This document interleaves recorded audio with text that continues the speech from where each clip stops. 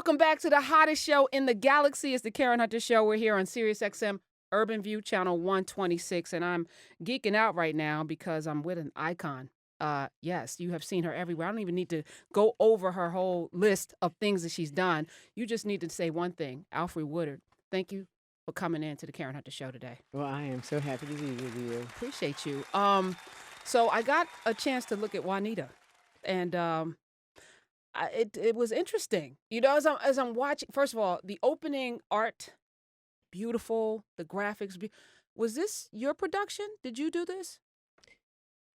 The opening art was not my No. idea, but yes, I am one of the executive producers. Okay. All right. And my husband wrote it for me, the screenplay, based on Sheila Williams' book, Dancing on the Edge of the Roof.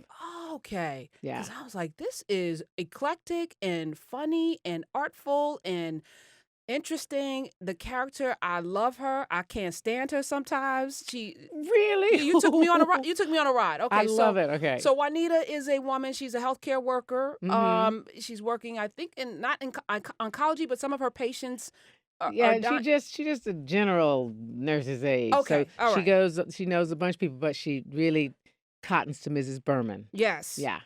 She has 2 kids. 3. 3 kids. All Mhm. right, but 2 of them were living in the home and they were bothering you. They're like, they're a little bit deadbeat, but you love them. The way, they say things like, my kids in the film don't say this, but you know how young people say, "Hey, mom or auntie, I'm gonna take the car. You know you're not going nowhere this weekend." Right. It's like, you don't know where I had to go. Or you could watch the child. Yes. Right. You're not going anywhere. And Juanita, finally, because her little grandbaby Tisha, her daughter says, I haven't been out in a couple of days. She said, well, anyway, so that's when she puts her little money together, scrapes it up, goes to the Greyhound station, puts her finger on the map, and says, I'll go to I'm Butte. going here, right? Yeah. And you end up in, was it Dubuque or? Well, she calls it Butte, Butte, Montana, but it's Butte. Butte. But she eventually ends up in Paper Moon because Butte wasn't as hospitable as it should have been. The story, when I think about you, first of all, your range, from 12 Years a Slave, most recently to Luke Cage. Well, can we just spend a minute talking about Luke Cage for a minute? You gave me my life watching you in Luke Cage. Oh, great. You were sexy, you were crazy, you were composed, you did the range. And she was a boss. Wasn't she? I love Mariah because she was unapologetic. She didn't believe that thing that we're all told when we're 3 years old as a girl in America, especially Southern girls.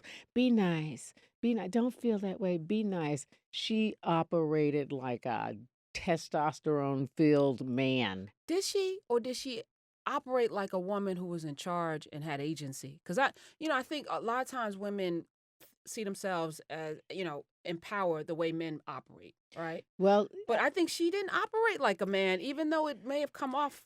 when I say testosterone, I mean that thing that, uh, agency for her, a woman would have been using all her womanness. She said, "You know what? I see your rocket launcher and I raise you a bazooka." No. There was because she was murderous when people needed murdering. Setting people on fire Your and Honor, such. Yeah. sometime But you gotta shoot them. there was the backstory though gave her some sympathy when you start to look at. I mean, not that I could relate, but when you look at the backstory of Mariah with how she was raised and giving up her child, and there was And the molestation. I mean, trauma. there was all of this layering of a story that made that character.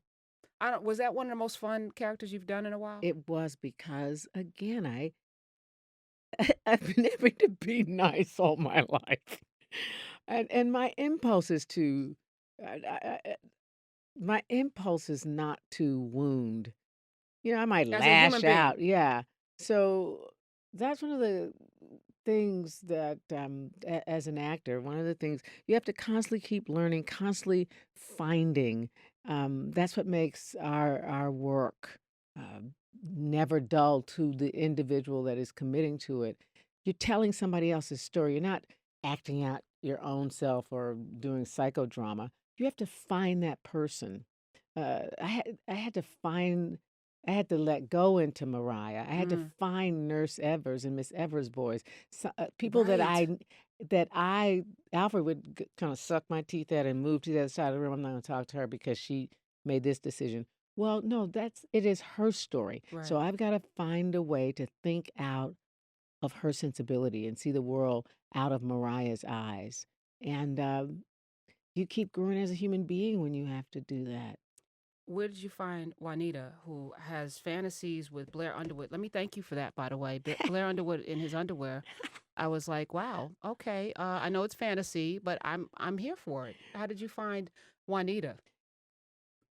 Did I tell you my husband wrote this script? And that's what I'm asking you. Like, so your husband wrote a script with a woman who was having fantasies of having Blair Underwood as her lover, naked. Well, Yeah, I was like, well, the okay, thing is, naked and cutting up, come on now. but Having you touch his abs and everything. I was like, go ahead now.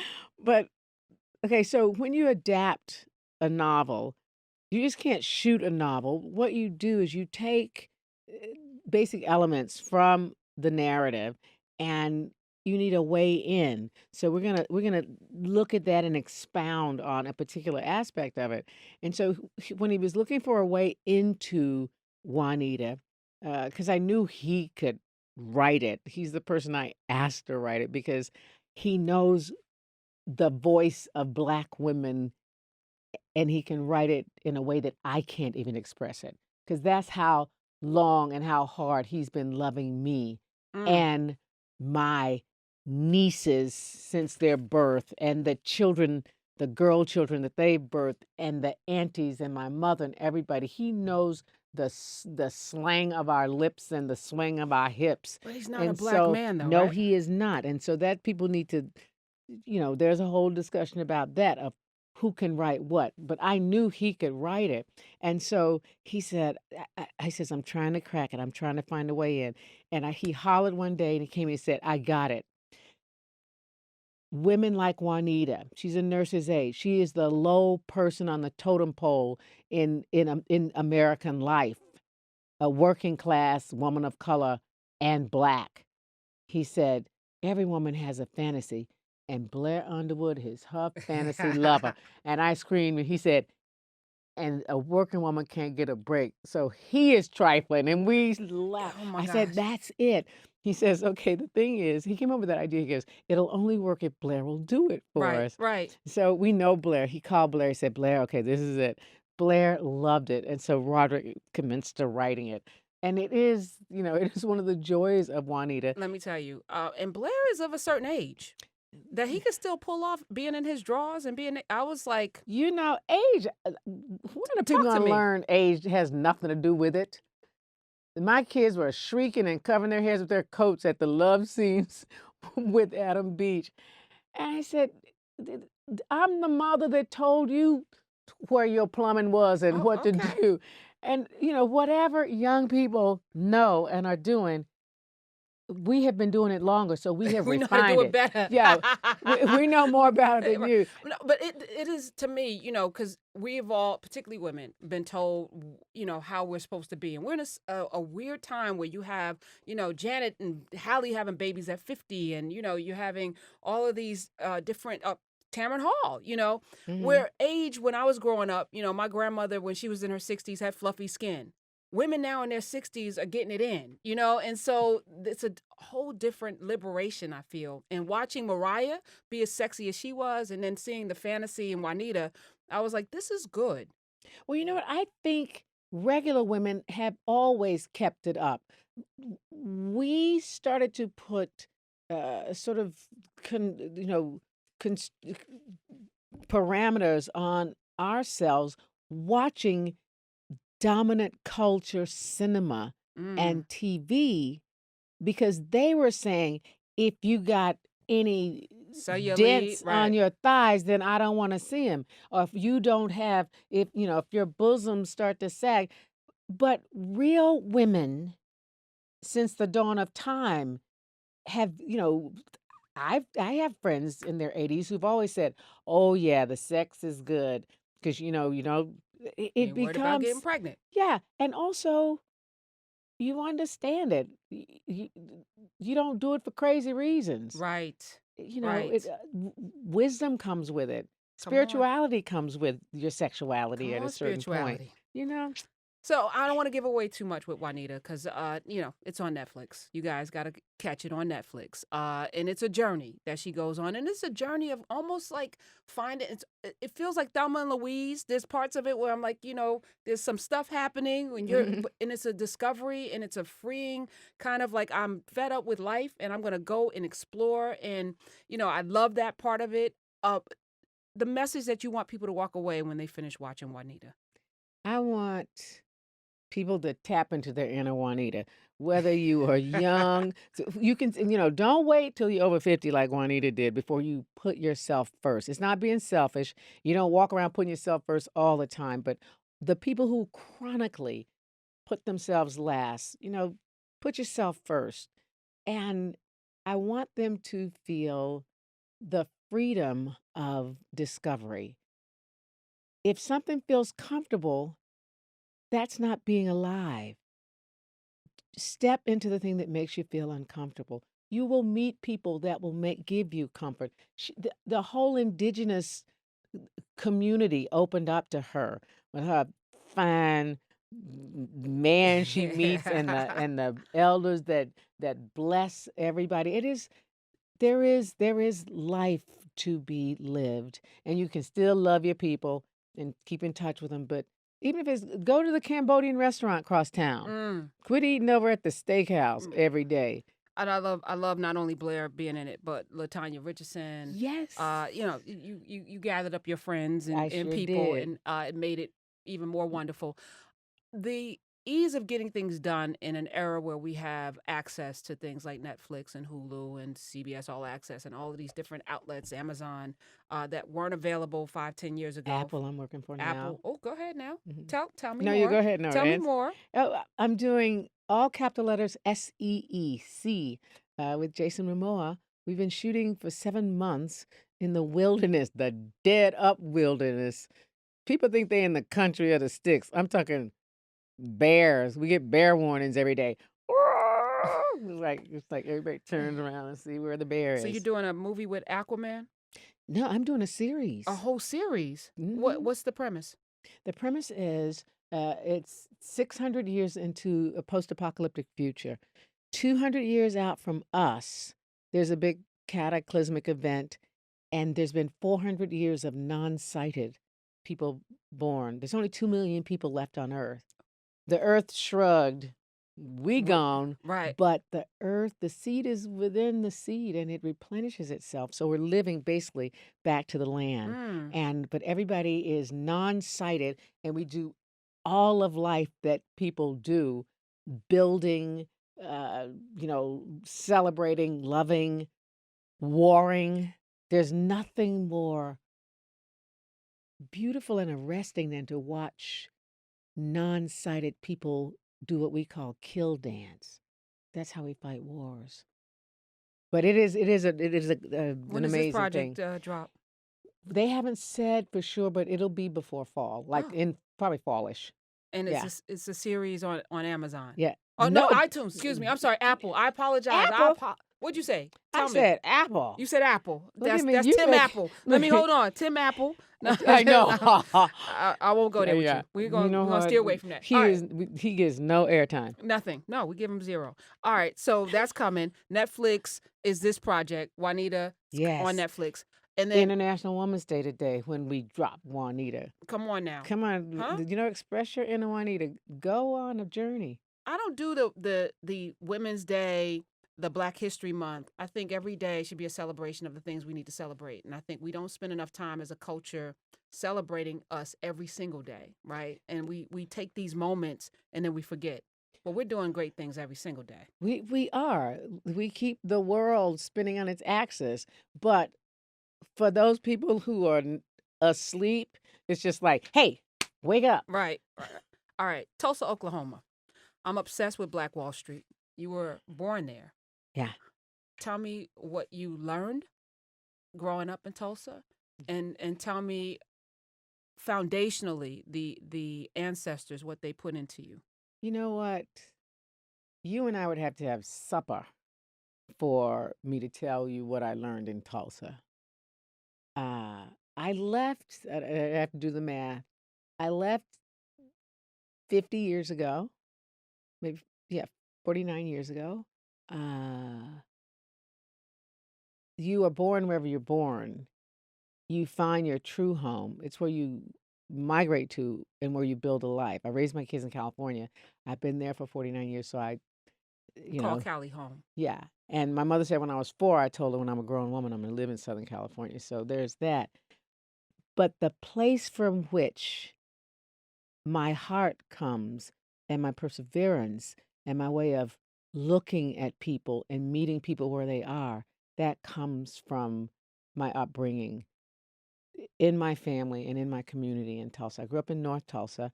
Um, one day, and I lived a very comfortable life, a lot of support, a lot of encouragement, creature comforts, everything. Um, that was once upon a time when we were colored, you know. Mm. And but I remember in 7th grade, the civics teacher basically pulled, I'm not lying, pulled the shades down and passed out. So we take civics and US history and Oklahoma history, pulled the shades down, passed out a mimeograph piece of, you know, paper all around. Says, okay, we're gonna talk now about the Tulsa massacre." We were like, "What?" So yeah, our teachers, our Negro teachers at the time would whisper about it, and you learned about it when you were Mm. 12 or 13. That uh, it is still the first time, move with the second time that government, and this was the city fathers, firebombed American citizens. What happened? Well, we know what happened, but I don't know how much time we have. But it is Oklahoma became a state when it used to be Indian territory. They Right. marched all the native nations into off their ancestral lands, Trail of Tears that man made fun of recently. And so it was Indian territory. White bandits and gangsters lived there because they were they were in trouble. They'd ride for the border, and no marshal was going to go in there looking for them. So there were runaways there, lots of native nations, all these people. Well, they discovered the Ponca oil Yes. fields, and they said, "Okay, now it's a state. Everybody's a Right, right, citizen." right, right. They give a few Ponca Indian families some leases, and then that's that. Well, so the oil was there. It proliferated. The economy was booming.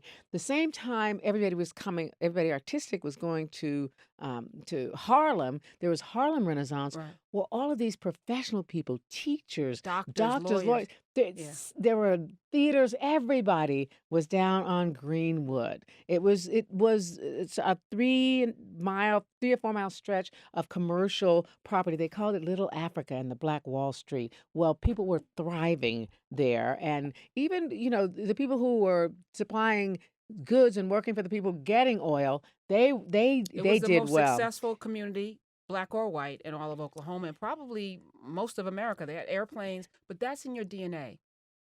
That's in your do you carry that forward every day? I carried that, and I did this thing called "Who Do You Think You Are?" Oh, yes. that Lisa Kudrow executive produced. Mm-hmm. If you find my episode of I'm that, going you'll to. see something that I discovered that I carry that is my legacy that I didn't know. I always thought my father's people are like, "Oh, we gotta go see the Woodards." They're so pulled up and all. You practically had to genuflect to Mother Woodard. Whereas my mama's mama, they were sharecroppers and they were loud Native African American and Africans and Native Americans. And they had juke joints and they laughed, and I identified with them being the artist, but I learned where that thing comes from and Mm, why it came when I I'm gonna have to discovered who check my that out. great grandfather was. And I love it that it wasn't one of these families, black families, like, "Oh, yes, my great great grandfather started, you know, J&J College." Right. Mine were enslaved. And as soon as they got a nickel, they put them together and they bought land. And then they helped other formerly enslaved people buy land. I mean, I am a daughter of the enslaved people of the South. I'm a colored woman forever. I love it. I have so many more questions. Can we talk again? I know they're giving me the Yes. high sign. People are waiting to talk I to you. know. They know they gotta grab black women and put their hands over our mouth before they stop us talking. Nah, we got things to say. Alfre Woodard, I'm incredibly proud of you. I'm so incredibly grateful that you came and talked And you with know us what? today. Back at you. I am proud of you, and I'm delighted to talk to you. Well, thank you. iTunes with the Jason Momoa C. We're gonna check Apple. Apple, and Netflix. Juanita, check that out. Tim Apple gonna come get you. He is gonna get me. I don't care though. I love him. Love you too. Thank you for being here. Thanks, darling. All right. Appreciate you. Alfre Woodard. It's the Karen Hunter Show. We'll be right back.